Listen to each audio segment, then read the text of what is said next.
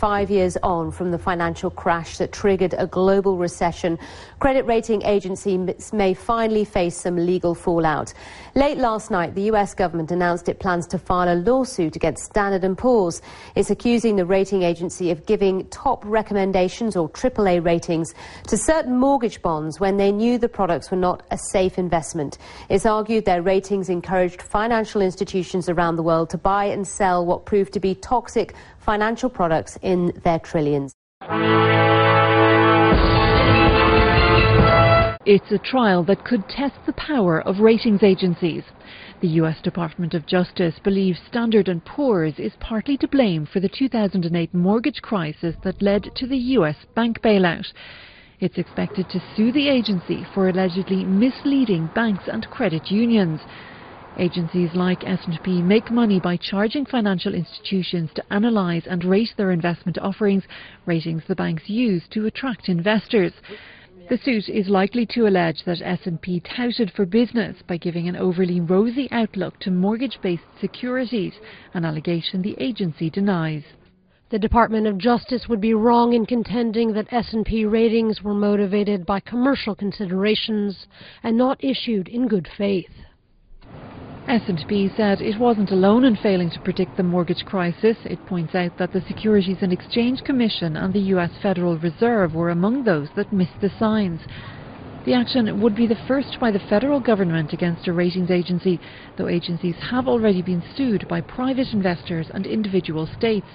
They've previously argued that their ratings are protected under the US Constitution as free speech, an argument that's been successful in court.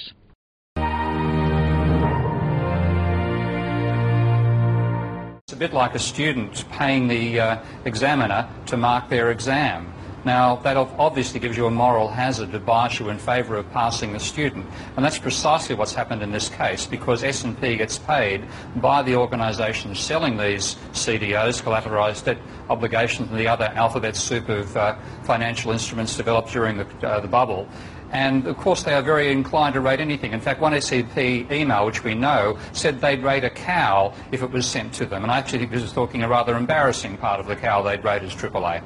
And I'm delighted that at long last the agencies have started to take them on. But certainly they need to do this because the entire structure of so-called verifying the authenticity of financial instruments is entirely structurally corrupt. And you simply have to take the first one on the rank and then move forward. But a suit like this, a civil suit, should only be the beginning. As Bill Black has argued many a time, there should be people behind jail for what happened this time round.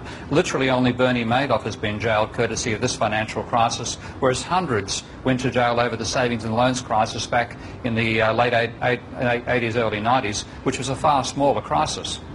The only way you can hope that it'll help us is if it stops this sort of thing happening again. But we really need dramatic reforms to the financial system to stop Ponzi schemes being enabled to be promoted and sold to us as AAA, which is exactly what happened this time round. And therefore you have to have penalties imposed upon people, which means morally reprehensible behaviour hits moral fines. And this so far hasn't happened. So it's only a hope for the future that this sort of action might prevent further actions of this nature. But of course we can see what happens over time in history. People forget crises like this and the same behaviour restores itself once more.